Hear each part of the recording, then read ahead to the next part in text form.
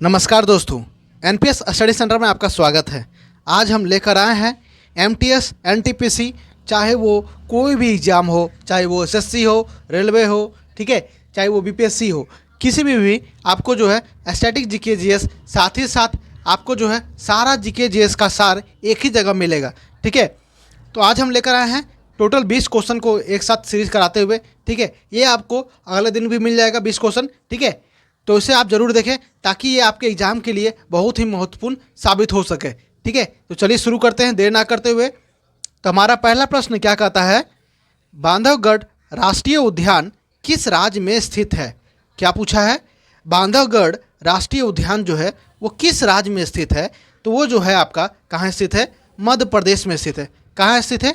तो मध्य प्रदेश में स्थित है। अगर मध्य प्रदेश की बात करें तो मध्य प्रदेश में और कौन कौन सा राष्ट्रीय उद्यान स्थित है? तो वो आपका है कान्हा। कौन सा है? कान्हा, पेंच और माधव। ठीक है, ये सब जो है ये आपका जो है मध्य प्रदेश में राष्ट्रीय उद्यान है। ठीक है, तो कौन कौन सा? बांधवगढ़, कान्हा, पेंच, माधव। बांधवगढ़, कान्हा, पेंच, माधव। वहीं अगर हम महाराष्ट्र की बात करें तो महाराष्ट्र में कौन कौन सा राष्ट्रीय उद्यान है? तो वह है आपका गुगमल नेशनल पार्क। कौन सा? Gugamal national park, Navegaon national park, Navegaon national park, Pench national park. Pench जो है आपका मध्य प्रदेश और महाराष्ट्र के बॉर्डर पर सटता है, इसलिए ये दोनों साइड है। ठीक है, तो पेंच राष्ट्रीय उद्यान। और आपका एक है संजय गांधी जैविक उद्यान, संजय गांधी जैविक उद्यान कर रहे हैं। संजय गांधी जैविक उद्यान आपका कहाँ है? तो वो पटना में है। संजय गांधी राष्ट्रीय उद्यान ये कहाँ है? मध्य प्रदेश में है। संजय गांधी के बाद और कौन सा एक है? चंदौली। कौन सा है? चंदौली राष्ट्रीय उद्यान। ये सब कहाँ है आपका?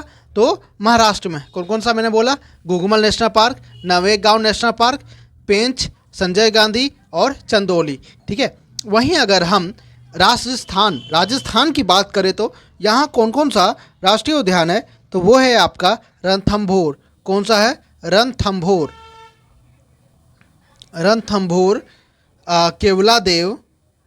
Keoladeo, Sariska national park. ये सब जो फेमस है आपके राजस्थान के, कौन कौन सा? रणथंभौर, केवलादेव और सरिस्का। ठीक है, राजस्थान के पॉपुलर हुए। वहीं अगर हम गुजरात की बात करें तो गुजरात में कौन कौन सा फेमस है?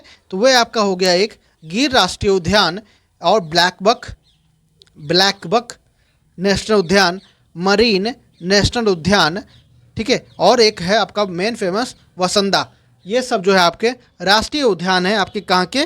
तो गुजरात के हैं। कहाँ के हैं? तो गुजरात के हैं। ठीक है, तो चलिए अगले प्रश्न की ओर देखते हैं।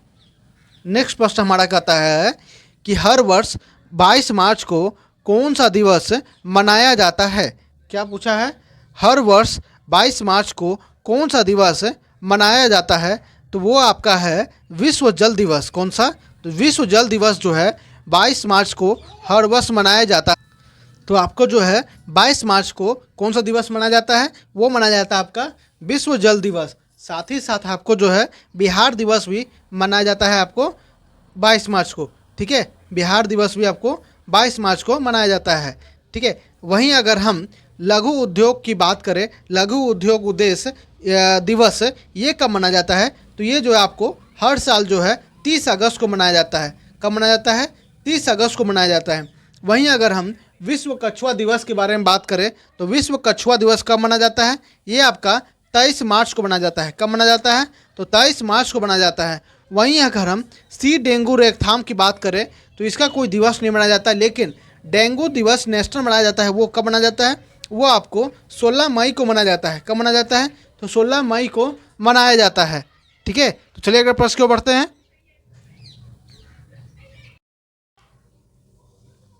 तो हमारा अगला प्रश्न क्या कहता है कि हाल ही में मतलब 2021 में एग्जाम हुआ था, एनटीपीसी का ये प्रश्न है, पूछा गया है हाल ही में किस भारतीय युवा को यूएन की 2020 कक्षा में 17 यंग लीडर्स की सूची में शामिल किया गया है? तो किसे शामिल किया गया है? तो वह भारतीय युवा कौन से हैं? तो वह है आपके उदित सिंघल। कौन है? उदित सिंघल जो हैं, जो कि उन्हें यूएन की 2020 की कक्षा में 17 यंग लीडर्स की सूची में शामिल किया गया है। ठीक है, वहीं अगर हम बात करें कि फर्स्ट नंबर पर कौन थे, तो वे थे आपके मरियामा डेज़बोनी बेडी। कौन? मरियामा डेज़म बोनी बैडियल। हाँ, कौन है? मरियामा डाय बेजेली बैडियल। इन्हें जो है फर्स्ट नंबर पर लाया गया था, मतलब थे फर्स्ट नंबर पर थी। ठीक है, और ये कहाँ की थी? तो ये है सेनेगल के। कहाँ के हैं? सेनेगल के, जो आपके अफ्रीका कंटिनेंट में पड़ता है। कहाँ पड़ता है? तो अफ्रीका कंटिनेंट में पड़ता है। ठीक है, चलिए अगले प्रश्न की ओर बढ़ते हैं। अगला प्रश्न है आपका, निम्नलिखित में से कौन सा स्थान जो है IMF मतलब इंटरनेशनल मॉनेटरी फंड, हिंदी में कहे तो अंतर्राष्ट्रीय मुद्रा कोष का मुख्यालय कहाँ है? तो इसका मुख्यालय कहाँ है? तो इसका मुख्यालय है आपका वाशिंगटन DC में। कहाँ पर है? Washington DC। वाशिंगटन DC मतलब United state of America, USA में। ठीक है, वहीं अगर हम इसकी बात करें तो इसकी स्थापना IMF की स्थापना कब हुआ था? तो इसकी स्थापना हुआ था आपका 27 दिसंबर 1945 को। कब हुआ था? 27 दिसंबर 1945 को जो है आपका IMF का गठन हुआ था। ठीक है, अभी वर्तमान की बात करें, इसके अध्यक्ष कौन है? तो ये है आपके क्रिस्टलिना जॉर्जिवा। कौन?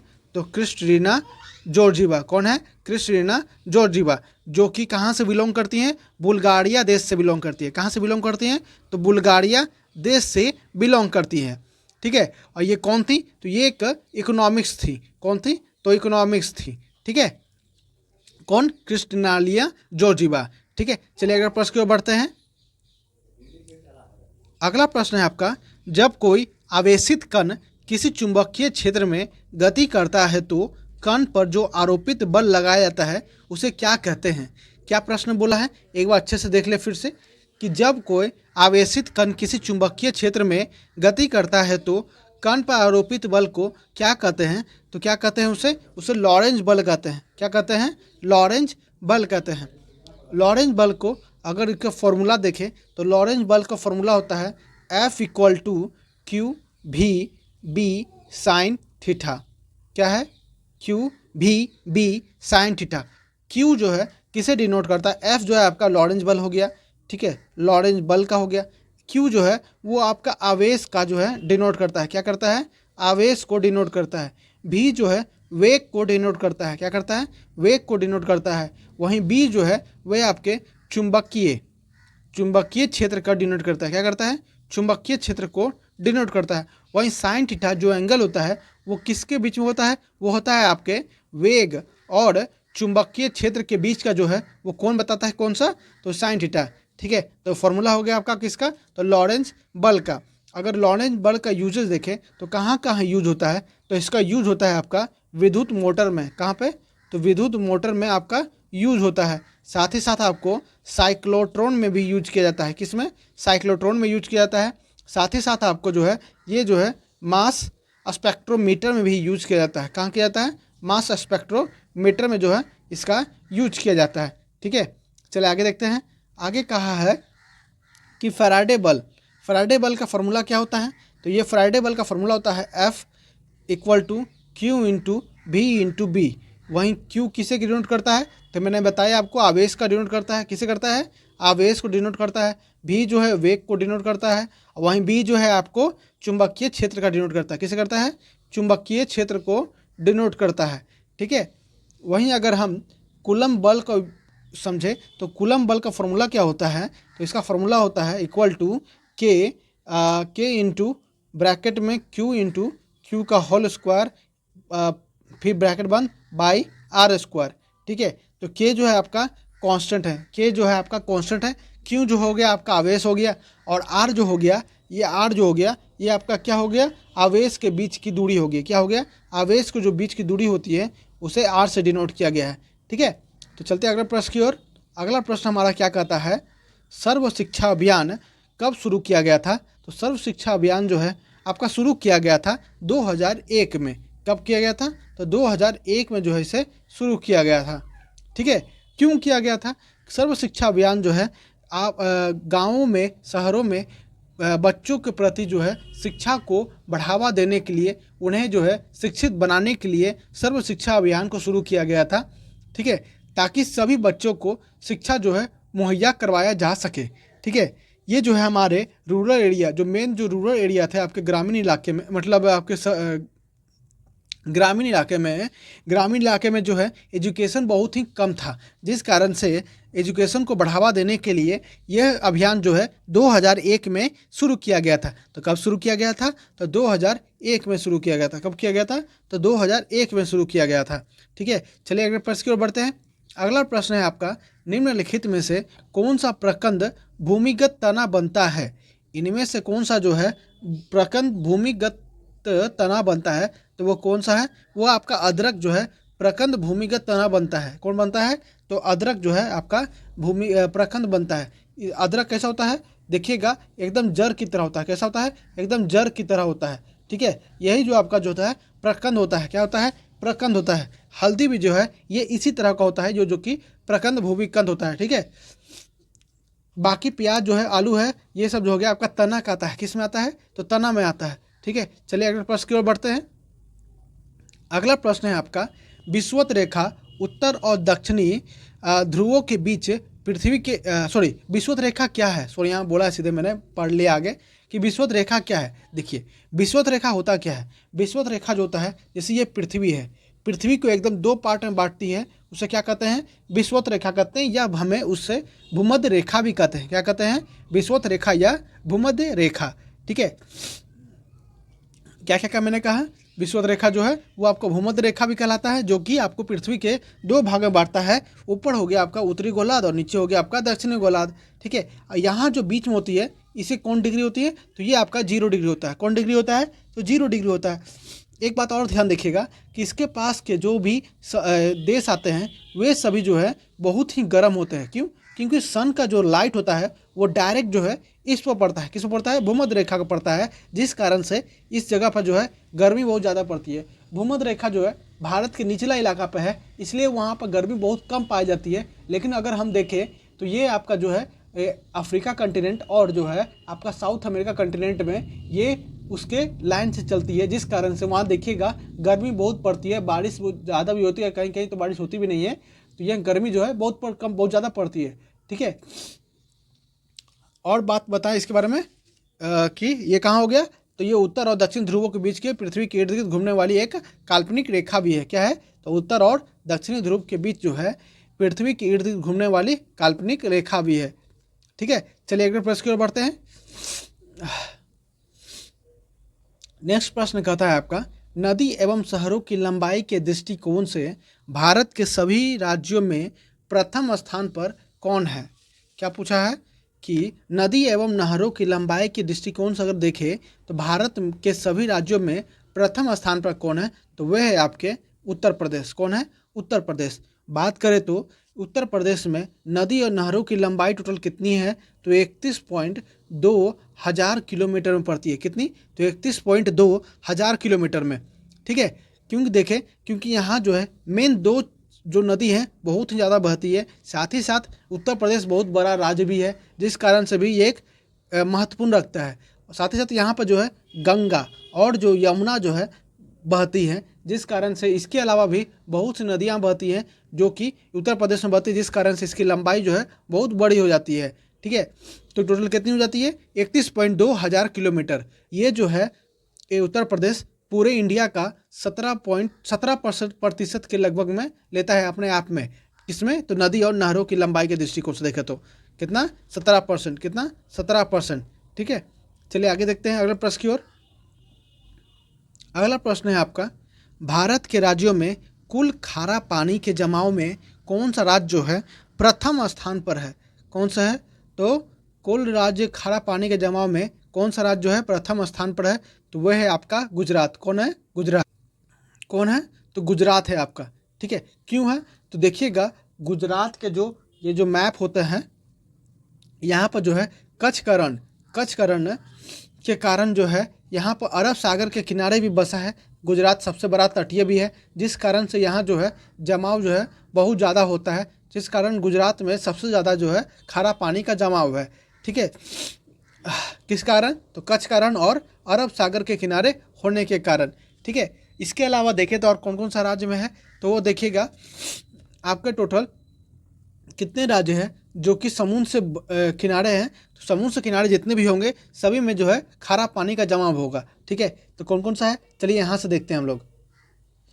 ये हो गया आपका गुजरात, गुजरात के बाद आपका हो गया महाराष्ट्र, महाराष्ट्र के बाद हो गया आपका गोवा, गोवा के बाद हो गया आपका कर्नाटका, कर्नाटका के बाद हो गया आपका केरला, केरला के बाद हो गया आपका तमिलनाडु, तमिलनाडु के बाद हो गया आपका आंध्र प्रदेश, आंध्र प्रदेश के बाद हो गया आपका उड़ीसा, उड़ीसा के बाद हो गया आपका वेस्ट बंगाल। तो कितने राज्य हो गए, 1 2 3 4 5 6 7 8 9, कितने हो गए, 9 राज्य जो है वो आपके समुद्र से सटे हुए हैं। ठीक है, ऐसे याद कीजिएगा ताकि हमेशा आपको याद रहे, मैप के थ्रू जब भी याद कीजिएगा आपको हमेशा याद रहेगा। अगर नंबर में भूल गए कि कितने राज्य जो है वो कि समुद्र से सटते हैं, तो अगर 9 याद नहीं रहा, अगर यह मैप याद रहा तो आप आराम से इसे गिन सकते हैं। ठीक है, तो चलिए अगले प्रश्न की ओर बढ़ते हैं। अगला प्रश्न है, हल्दी के खाने योग्य भाग्य कौन सा है। क्या बोला है, हल्दी के खाने योग्य भाग्य कौन सा है, तो वह जो है आपका प्रकंद है। मैंने अभी भी आपको जो है ऊपर बताया कि हल्दी भी जो है आपके अदरक के साथ ही प्रकंद का उपयोग होता है, जिसे हम भूमिगत तना भी बोलते हैं, जो कि देखिएगा ये आपका एकदम निचला भाग होता है, क्या बोलते हैं, एकदम नीचे क्या बोलते हैं, जड़ की तरह होता है। कैसा होता है, जड़ की तरह होता है। ठीक है, हल्दी जो है आपका प्रकंद और भूमिगत होता है। हल्दी जो है आपका भारत में उगाया जाता है, कहाँ, भारत में के साथ साथ, भारत के साथ साथ दक्षिण एशियाई देशों में भी जो है हल्दी जो है उगाया जाता है। हल्दी एक पौष्टिक आहार है जो कि आपको जो है रंग और साथ में साथ स्वादिष्ट लाता है आपके भोजन में। हल्दी जो है, हल्दी आपका जो है हेल्थ के लिए भी बहुत ही सेहत माना जाता है। ठीक है, चलिए अगले प्रश्न की ओर बढ़ते हैं। अगला प्रश्न है आपका, निम्नलिखित में से कौन सी अपवाह तंत्र जो है सिंधु का नहीं है, मतलब सहयोगी नदी जो है सिंधु का नहीं है, तो कौन सा नहीं है, याद रखिए कि कौन सा है। तो वह आपका हो गया एक झेलम, झेलम के बाद चिनाब, रावी, व्यास, सतलज, ये सब याद रखिएगा, जो कि सिंधु का सहायक नदी है। कौन कौन सा मैंने बोला, झेलम, चिनाब, रावी, ब्याज और सतलज। ठीक है, अब इस सब में से देखिए कौन नहीं है, तो ये जो है राप्ती जो है ये सिंधु नदी का सहायक नदी नहीं है। ठीक है, चलिए अगले प्रश्न की ओर बढ़ते हैं। और सिंधु नदी सब कहाँ गिरती है, ये जाके आपके जो है पाकिस्तान से होते हुए ये आपकी गिरती है ये अरब सागर में। कहाँ पे, तो अरब सागर में गिरती है। ठीक है, चलिए अगले प्रश्न की ओर बढ़ते हैं। अगला प्रश्न हमारा, निम्नलिखित मुगल सम्राट में से कौन सा अशिक्षित था। इन सब में से मुगल सम्राटों में कौन जो है पढ़ा लिखा राजा नहीं था, तो वो कौन था, तो वो जो है आपका अकबर था, जो कि पढ़ा लिखा नहीं था। बाकी जो थे पढ़े लिखे थे। वहीं अकबर की बात करें तो अकबर जो है गद्दी पर कब बैठा, तो ये बैठा था आपका 1556 से लेकर कब तक, 1605 तक था। कब से कब तक, 1556 से लेकर 1605 तक। ये किस साम्राज्य का था, तो ये थे आपके मुगल सम्राट के, किसके, मुगल्स के। मुगल के संस्थापक कौन थे, तो वे थे आपके बाबर। कौन थे, बाबर। बाबर कब बैठे थे, तो 1526 से 1530 तक। इसके बाद कौन आए, हुमायूं, हुमायूं के बाद अकबर, अकबर के बाद शाहजहां, जहांगीर, जहांगीर, जहांगीर के बाद कौन आया, शाहजहां, शाहजहां के बाद कौन आया, तो औरंगजेब। शाहजहां की बात करें तो ये कब तक गद्दी, कब से कब तक थे शाहजहां, तो ये आपके थे 1628 से लेकर 1658 तक। कब से कब तक, 1628 से लेकर 1658 तक। वहीं अगर हम औरंगजेब की बात करें तो इस समय ये कब से कब तक थे, तो 1658 से लेकर 1707 तक। कब से, 1658 से लेकर 1760 तक। इसी के समय थे हमारे मराठा के सबसे मशहूर राजा कौन, तो छत्रपति शिवाजी महाराज थे, जिन्होंने मुगलों को कड़ी टक्कर दी थी। ठीक है, मुगलों को बहुत ही कड़ी टक्कर दी थी। कौन, तो शिवाजी महाराज, छत्रपति शिवाजी महाराज। ठीक है, चलिए अगले प्रश्न की ओर बढ़ते हैं। अगला प्रश्न है आपका, हाल ही में भारत के सबसे लंबे नदी रज्जू मार्ग का उद्घाटन किस शहर में किया गया है, तो कहाँ किया गया है, ये आपका किया गया है ये आपका असम में। कहाँ पर किया गया है, असम में। और कहाँ पर बनाया गया है, ये आपका, ये बनाया गया आपका ब्रह्मपुत्रा नदी पर। किस पर बनाया गया है, ब्रह्मपुत्रा नदी पर। कब बनाया गया है, तो 20 में इसे बनाया गया है। कब बनाया गया है, 20 में बनाया गया है। ठीक है, कहाँ बनाया गया है, रज्जू मार्ग, तो ये असम में। किस नदी पे, तो ब्रह्मपुत्रा नदी पे। ठीक है, किस पर, तो ब्रह्मपुत्रा नदी पर। कितनी लंबाई है, तो 1.8 किलोमीटर। ठीक है, चलिए आगे देखते हैं, अगले प्रश्न की ओर बढ़ते हैं। अगला प्रश्न है हमारा कि डोडोमा किस देश की राजधानी है। क्या बोला है, डोडोमा जो है किस देश की राजधानी है, तो वह आपकी जो है किसकी है? तंजानिया की राजधानी है। किसकी राजधानी है? तो तंजानिया की राजधानी क्या है? डोडोमा। क्या है? डोडोमा। तंजानिया की राजधानी डोडोमा। जिम्बाब्वे की राजधानी क्या है? हरारे। क्या है? हरारे जो है जिम्बाब्वे की राजधानी है। दक्षिणी सूडान की राजधानी क्या है? तो जूबा। क्या है? जूबा जो है दक्षिणी सूडान की राजधानी है। वहीं दक्षिण अफ्रीका की बात करें तो इसकी राजधानी क्या है? प्रिटोरिया। कौन सा है? प्रिटोरिया जो है आपके जो है राजधानी है किसकी? तो दक्षिण अफ्रीका की है। ठीक है, चलिए अगले प्रश्न की ओर बढ़ते हैं। अगला प्रश्न है सिक्के किसके द्वारा जो है जारी किए जाते हैं?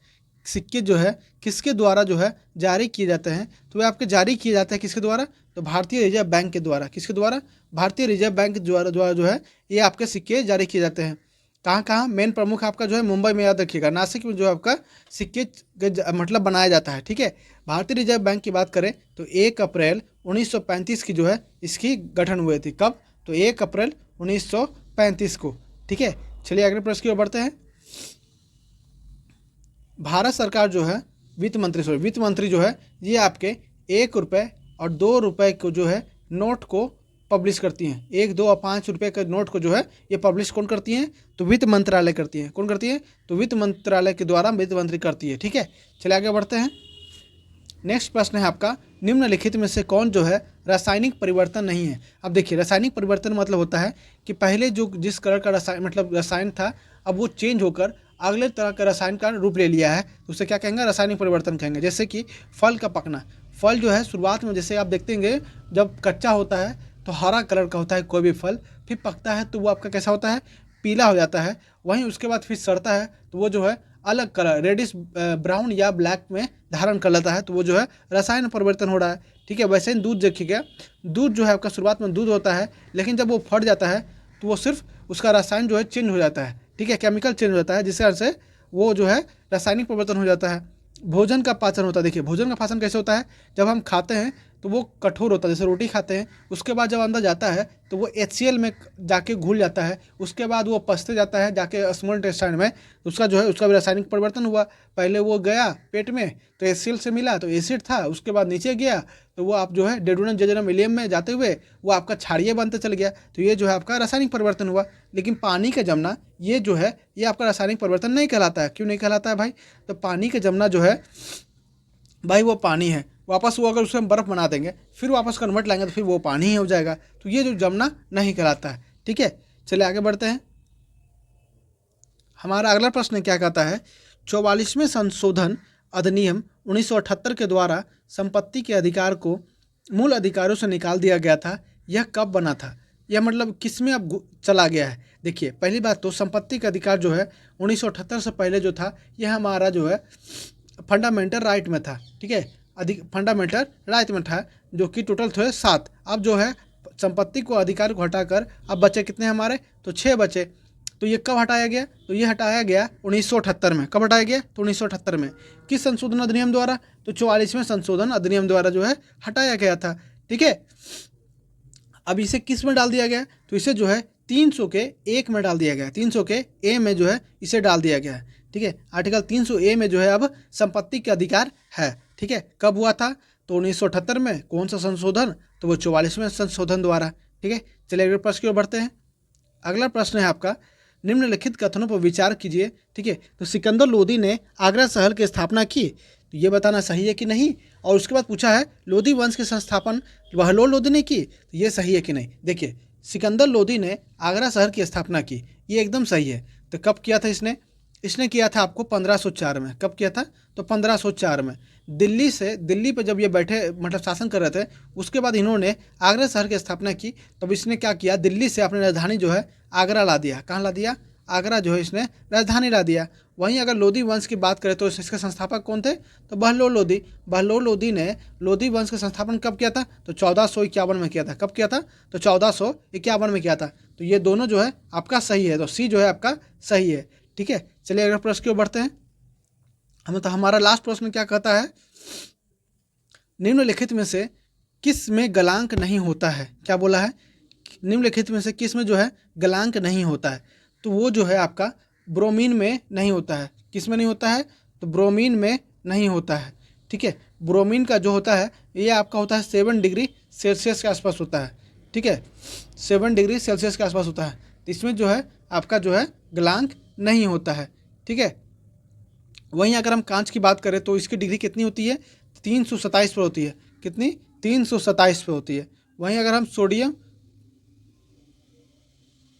ठीक है, कितनी होती है, तो 327 पे होती है। तो आज यहीं रह देते हैं प्रश्न को। मैंने आपको आज 20 प्रश्न करवाया जीके जेएस का। ये आपका एनटीपीसी, एमटीएस, सीजीएल या एएलपी हो, चाहे वो टेक्नीशियन हो, चाहे वो बीपीएससी हो, सभी जगह जो है आपका ये काम करेगा। ठीक है। और अभी तक अगर आप हमारे टेलीग्राम से नहीं जुड़े हैं तो जुड़ जाइए। इसका पीडीएफ जो है आपको प्रोवाइड साथ ही करा दिया जाएगा। ठीक है। तो मिलते हैं नेक्स्ट वीडियो में। धन्यवाद।